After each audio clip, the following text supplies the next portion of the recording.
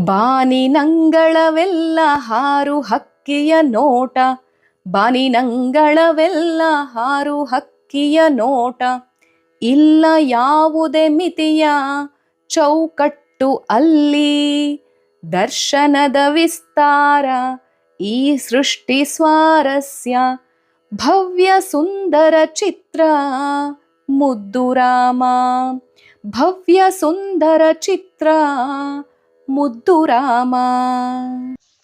ಬಾನಿನಂಗಳವೆಲ್ಲ ಹಾರು ಹಕ್ಕಿಯ ನೋಟ ಅನ್ನುವ ಮುದ್ದುರಾಮನ ಪದ್ಯ ಕೇಳುತ್ತಿದ್ದ ಹಾಗೆಯೇ ಹಕ್ಕಿಯ ಜೀವನ ಅಕ್ಕಿ ತಿನ್ನುವ ಮನುಷ್ಯನಿಗೆ ಎಷ್ಟರ ಮಟ್ಟಿಗೆ ವಿಶಾಲತೆಯನ್ನು ತೋರಿಸಿಕೊಡುತ್ತೆ, ಶ್ರಮದ ಜೀವನದ ಮೂಲಕ ಕರ್ಮಯೋಗವನ್ನು ನೆನಪು ಮಾಡುತ್ತೆ ಎನ್ನುವುದಕ್ಕೆ ಸಂಗಮೇಶ ಹೊಸಮನಿಯವರು ಬರೆದಿರುವ ಹಕ್ಕಿಯಾಗಿ ಹಾರಬೇಕು ಪದ್ಯ ಕೇಳಬೇಕು. ಅದೇ ಇವತ್ತಿನ ಪದ್ಯಕ್ಕೆ ತಾತ್ಪರ್ಯ.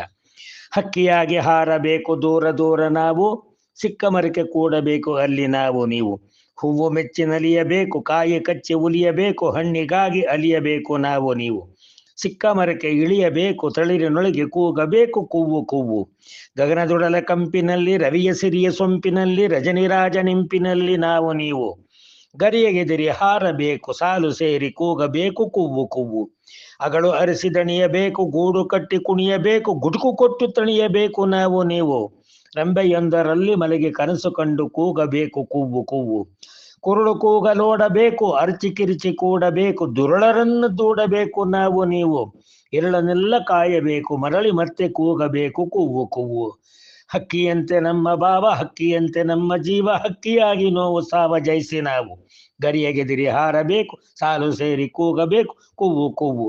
ಅರ್ಥ ಆಯ್ತಲ್ವಾ? ನಮಸ್ಕಾರ.